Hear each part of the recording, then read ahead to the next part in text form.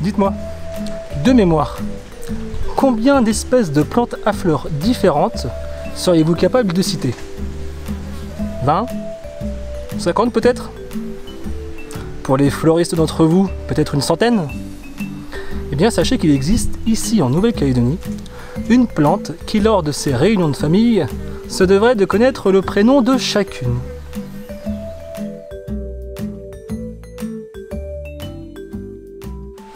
Bonjour à tous, ce matin vidéo un petit peu spéciale puisqu'on va partir à la recherche d'une espèce de plante bien particulière, la plus vieille espèce de plante à fleurs encore existante sur la Terre.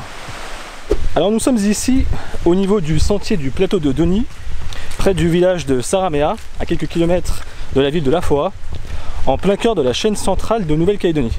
Alors ce sentier, long d'environ 16 km, avec un dénivelé d'un peu plus de 1000 mètres, est l'un des plus célèbres de l'archipel. Nous sommes ici en plein cœur d'une forêt humide, une forêt primaire, c'est-à-dire une forêt plus ou moins exempte de l'activité humaine. Alors cela dit, comme toutes les forêts primaires dans le monde, à l'image des forêts amazoniennes, celles-ci en Nouvelle-Calédonie sont également relictuelles et passablement menacées. Et c'est ici, dans cette forêt primaire digne de Jurassic Park, que l'on va découvrir Amborella trichopoda, une plante vraiment fantastique, puisqu'elle est considérée comme l'ancêtre de toutes les plantes à fleurs actuelles. Bon ici, tout est extrêmement dense. On progresse en se faufilant à travers la végétation, même si le passage des gens permet d'organiser un petit sentier, mais on peut être rapidement bloqué par des lianes un peu partout, par des arbres qui sont tombés, des arbres morts. Donc ce qui frappe en premier lieu, c'est la luxuriance de cette forêt primaire.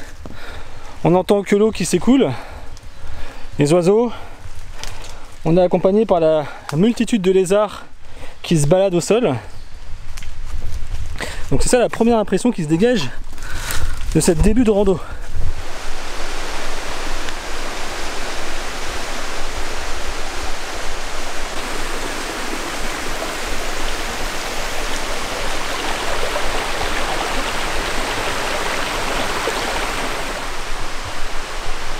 Plus je parcours ce sentier, et plus il y a cette odeur, vous savez, cette odeur d'humus chaud, mouillé, comme lorsqu'on entre dans une serre. Vous voyez cette odeur là, elle est partout.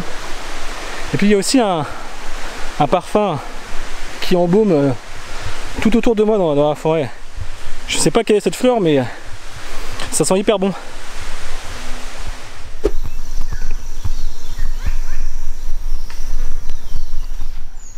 Alors voici la plante en question, Amborella trichopoda. Bon, de prime abord, elle n'est pas hyper photogénique, mais l'histoire derrière cette plante est, elle, particulièrement passionnante. Alors elle est connue depuis la fin du 19e siècle, ici en Nouvelle-Calédonie, où elle est d'ailleurs endémique. Mais le renouveau de son histoire commence en 1999, lors du congrès de botanique de Saint-Louis dans le Missouri, lorsque les chercheurs en botanique lui ont accordé le titre de mère de toutes les plantes à fleurs. Alors il s'agit en effet d'un angiosperme, c'est-à-dire d'une plante à fleurs, même si là, à cette période de l'année, nous sommes en octobre, elle n'est pas en fleurs.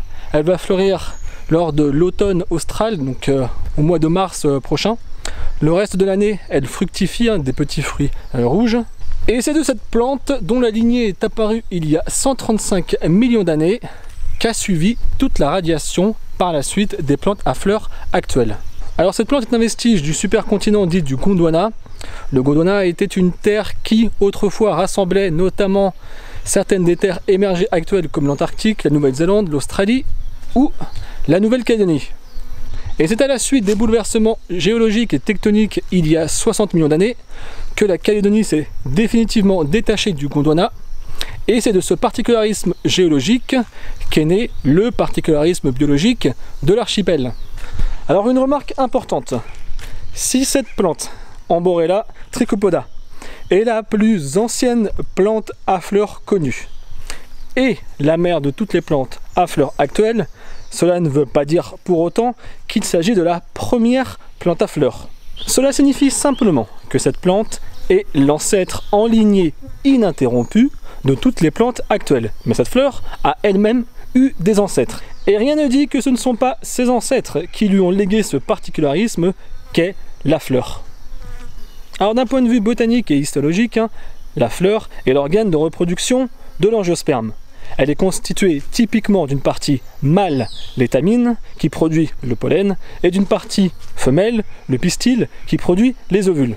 Et c'est de la réunion de ces deux cellules, que l'on appelle gamètes, que naîtra l'embryon de la future plante. Du temps de l'émergence de la lignée d'Amborella, il y a 135 millions d'années, sans doute le monde était-il foisonnant de plantes à fleurs. Mais cette plante-ci est la seule qui a survécu en lignée ininterrompue jusqu'à aujourd'hui. Si l'on regarde de plus près l'arbre généalogique de cette plante, on remarquera sans doute que tout autour d'elle gravite tout un ensemble de membres de sa famille. Mais toutes ces branches se sont aujourd'hui cassées et leurs lignées sont éteintes. Prenons un exemple un peu plus concret que tout le monde comprendra. Notre espèce Homo sapiens est apparue il y a environ 200 000 ans. C'est la seule et unique espèce humaine existante aujourd'hui. Mais ça n'a pas toujours été le cas. D'autres hommes ont par le passé peuplé notre planète. On peut par exemple citer l'homme de Flores ou encore le célèbre homme de Néandertal, qui d'ailleurs était contemporain de notre espèce. Mais à l'image de toutes les éventuelles plantes à fleurs contemporaines d'Amborella, l'homme de Flores et l'homme de Néandertal ont vu leurs branches se casser et leur lignée s'éteindre. Et notre lignée, celle de l'Homo sapiens, est la seule qui a perduré de manière ininterrompue jusqu'à aujourd'hui. Alors cette plante ici, sur le plateau de Denis, elle est plutôt commune. Mais n'oublions pas son caractère endémique. On ne la trouve qu'ici et nulle part ailleurs dans le monde. Donc même si elle est commune dans cette région du monde, il ne faut pas non plus lui nier son caractère exceptionnel.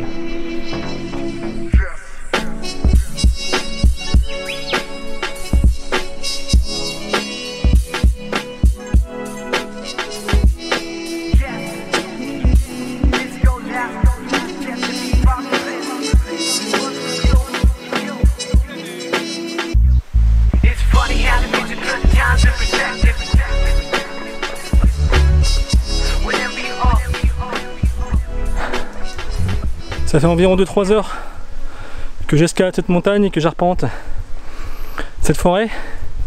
Et bonne nouvelle, je sens des bourrasques de vent.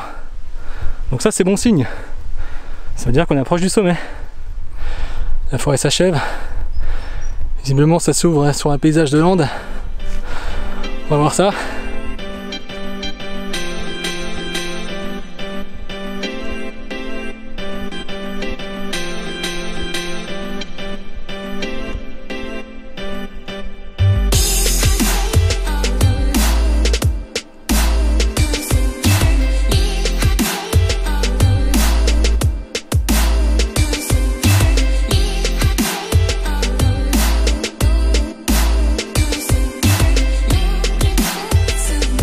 Je crois que c'est un excellent endroit pour arrêter là. Allez, à bientôt.